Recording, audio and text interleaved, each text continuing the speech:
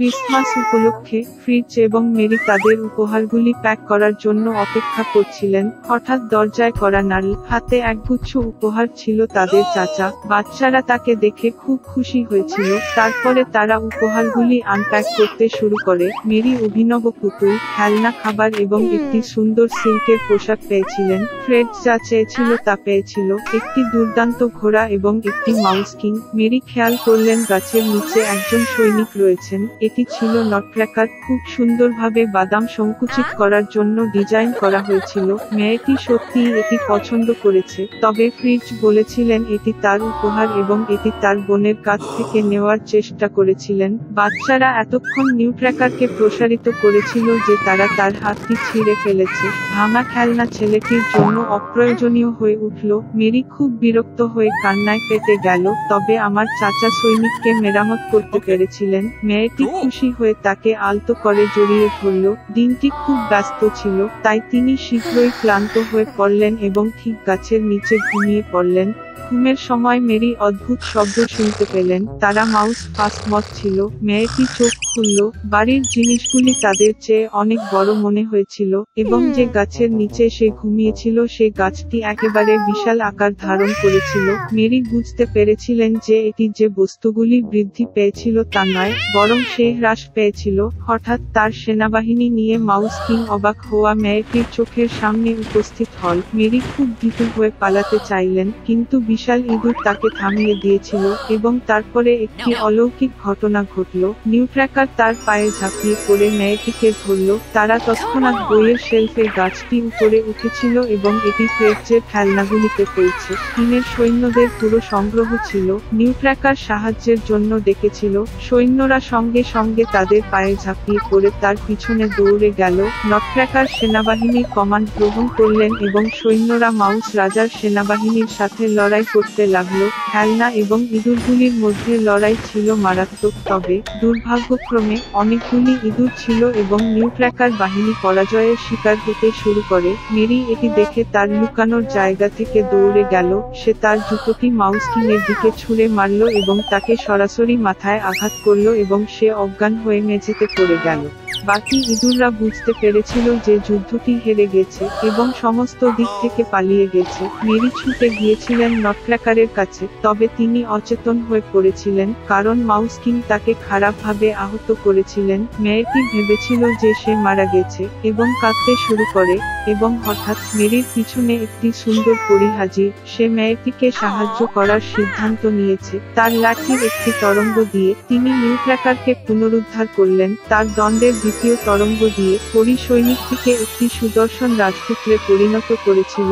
Mary এবং নটক্র্যাকার একে অপরের দিকে প্রেমময় চোখে তাকিয়েছিল এবং তাদের চোখ বন্ধ করতে পারেনি। তৃতীয়বারের মতো তার লাঠির ওয়েভল নিয়ে পরী প্রেমিক যুগলকে মিষ্টির রাজ্যে নিয়ে গিয়েছিল। সেখানকার গাছগুলি মিছরি দিয়ে তৈরি হয়েছিল এবং ফুলগুলি মার্বেল দিয়ে তৈরি হয়েছিল। এটি একটি দুর্দান্ত জায়গা ছিল। মরিয়ম আনন্দে এক সেকেন্ডের জন্য চোখ বন্ধ করল এবং হঠাৎ তিনি তার মায়ের কণ্ঠস্বর শুনতে পেলেন, যিনি তাকে নাম দিয়ে ডাকেন। চোখ খুলতেই মেয়েটি তার মাকে দেখেছিল, যে তাকে বিভ্রান্তিতে দেখছিল। মেরিও বুঝতে পারছিল না কি হচ্ছে। মেয়েটি তার দুর্দান্ত যাত্রার কথা জানিয়েছিল, তবে তার মা কেবল মিষ্টি হাসলেন। তারপরে মেরি তার বাহুতে পিউটার নিউট্র্যাকারকে দেখতে পেলেন এবং তারপরে তিনি বুঝতে পেরেছিলেন যে তিনি সারা রাত ধরে গাছের নিচে শুয়েছিলেন এবং তার যা কিছু ঘটেছিল তা কেবল একটি প্রাণবন্ত স্বপ্ন। কয়েক বছর পরে তাদের গডফাদারের ভাতিজা মেরি এবং ফ্রেডকে দেখতে এসেছিল। ঘরে এন্টার ঢুকতেই মেয়েটি প্রায় অবাক হয়ে মেঝেতে পড়ে গেল। ছেলেটি দুটি ফোঁটা জলের মতো নটক্র্যাকারের মতো লাগছিল। তিনি প্রথম দর্শনেও মেরিকে পছন্দ করেছিলেন। কিছু সময়ের পরে তারা বিবাহবন্ধনে আবদ্ধ হয় এবং মিষ্টির জাদু রাজ্যের চেয়ে খারাপ আর বাঁচেনি। একসময় এক ধনী ব্যবসায়ী ছিল যার 3 কন্যা ছিল। কন্যাদের মধ্যে কনিষ্ঠকে বিউটি বলা হতো। বোনরা তাকে পছন্দ করেনি কারণ তিনি সবার প্রিয়। একদিন বাবা শহরে যেতে যাচ্ছিলেন এবং মেয়েদের জিজ্ঞাসা করলেন উপহার হিসাবে কি আনতে হবে। বড় বোনরা মূল্যবান পোশাক এবং সজ্জা চেয়েছিল এবং ছোটটি একটি স্কারলেট গোলাপ চেয়েছিল। যা বিশ্বের সবচেয়ে সুন্দর। বণিক চিন্তাশীল হয়ে উঠল, কিন্তু প্রতিশ্রুতি দিয়েছিল যে এই জাতীয় ফুল খুঁজে পাওয়ার জন্য তিনি যথাসাধ্য চেষ্টা করবেন। এবং রাস্তায় আঘাত। বাবা দ্রুত বড় মেয়েদের জন্য উপহার পেয়েছিলেন, তবে কনিষ্ঠের জন্য তিনি তাদের খুঁজে পেলেন না। বণিক তার পথে দেখা প্রতিটি গোলাপ আগেটির চেয়ে আরো সুন্দর ছিল। তিনি যেখানেই খুঁজছিলেন, এবং তারপরে রাস্তা তাকে ঘন জঙ্গলে নিয়ে যায়। সেখানে খুব অন্ধকার ও শীত ছিল। হঠাৎ দূরত্বে আলোকসজ্জা হাজির। কাছাকাছি এসে বণিক একটি বিশাল প্রাচীন দুর্গ দেখতে পেল, সমস্ত স্বর্ণ এবং হিরে। এর গেট দিয়ে যে উঠতেই তিনি রত্ন ভর্তি একটি হল এন্টার ঢুকলেন। তিনি দেখতে পেলেন যে হলের মাঝখানে একটি টেবিল ছিল, এবং এতে কোনো খাবার নেই, এবং সমস্ত খাবারগুলি রৌপ্য ও সোনার ছিল। কিন্তু দুর্গটি খালি ছিল, কেউ ছিল না। বণিক ভেবেছিল যে সম্ভবত মালিক কোনো মিনিট আসবে। তিনি 1 ঘন্টা অপেক্ষা করেছিলেন, 2, 3, কেউ দেখায়নি। বণিক প্রতিরোধ করতে পারেনি এবং টেবিলে বসেছিলেন। পেট থেকে খেয়ে বৃদ্ধা রাস্তায় ধাক্কা মারল। গলি ধরে গাড়ি চালিয়ে বণিক অভূতপূর্ব সৌন্দর্যের গোলাপের ঝোপ দেখতে পেল এবং তার কনিষ্ঠ কন্যার অনুরোধটির কথা মনে পড়ল। তিনি গাড়ি চালিয়ে সর্বাধিক সুন্দর গোলাপটি বেছে নিয়েছিলেন। একই মুহূর্তে বিদ্যুৎ চমকে উঠল।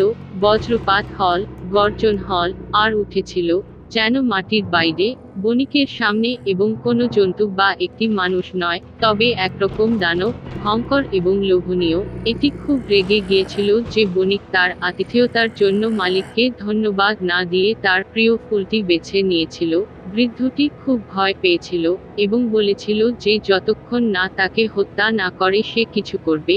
এই ধরনের অপরাধের জন্য বিস্ট তার একটি কন্যাকে বিয়ে করতে রাজি হয়েছিল, তবে বাবার প্রতি ভালোবাসার কারণেই কেবল তিনি নিজেকে আসতে চান, আর যদি কেউ না আসে তবে বণিকের জন্য মৃত্যু।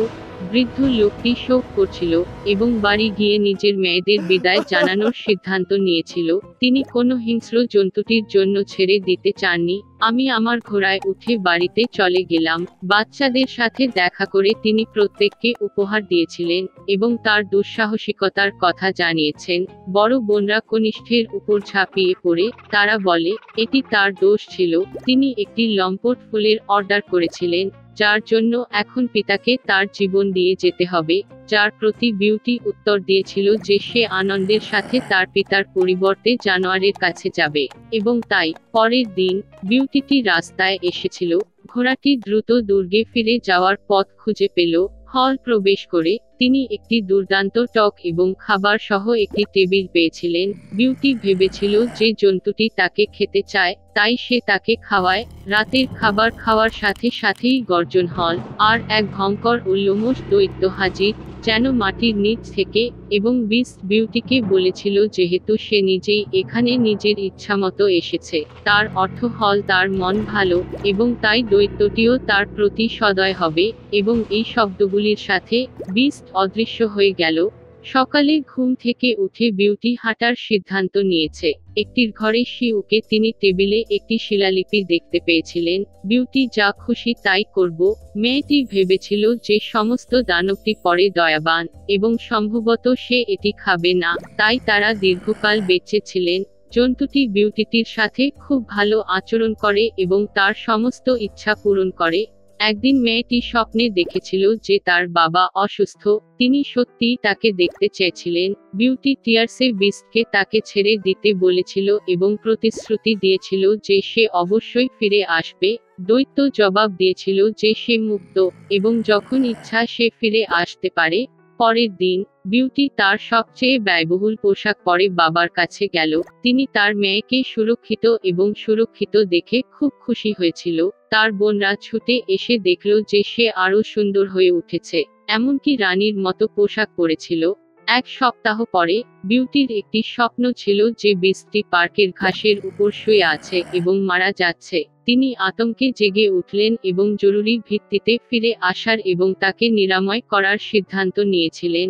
মেয়েটি দুর্গের কাছে পৌঁছলে সে ঘাসের উপরে জানোয়ারের প্রাণহীন দেহটি দেখতে পেল। করুণার সাথে তার হৃদয় ভেঙে গেল। সৌন্দর্য অশ্রু নিয়ে তার কাছে ছুটে এসে তাকে চুমু খেল, এবং একই মুহূর্তে বিদ্যুৎ চমকে উঠল। বজ্রপাত হল, পুরো দুর্গটি একটি উজ্জ্বল আলোতে আলোকিত হয়েছিল এবং সর্বত্র সঙ্গীত বাজল।